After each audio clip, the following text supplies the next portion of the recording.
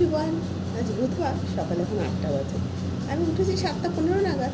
উঠে একটু ফ্রেশ হয়ে গেলাম একটু ছাদে গাছগুলোকে দেখতে। দুদিন একদম যাওয়া হয়নি, দুদিন কেন 3 দিন যাওয়া হয়নি। একে তো ছিল বৃষ্টি, তার মধ্যে যাওয়াই হয়নি।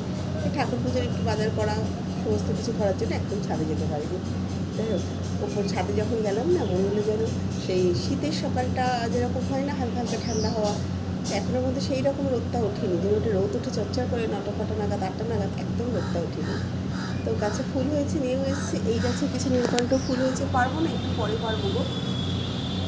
তো গাছের ফুল হলো না, একটা হোক আর যাই হোক, দেখতে খুব ভালো লাগে। আর আমার না স্থলপদ্ম গাছের কড়ি এসেছে, ওটাই দেখার জন্য যাই। ফুলটা কবে ফুটবে এরকম। তো আগে তুমি একটু চাটা দেখিয়ে নিই। এখানে বসিয়ে দিয়েছি চা, খাবো এখন চা। চা খেয়ে করবো যে মেয়ের জন্য একটু খাবার, ওকে আজকে একটু ফেনা ভাত খাইয়ে পাঠাবো। তারা মানে সেদ্ধ ভাত আর কি, ওটা খেতেই পছন্দ করে। ওর 1টা থেকে আছে পরীক্ষা। আচ্ছা, চাটা ছেঁকে নিই।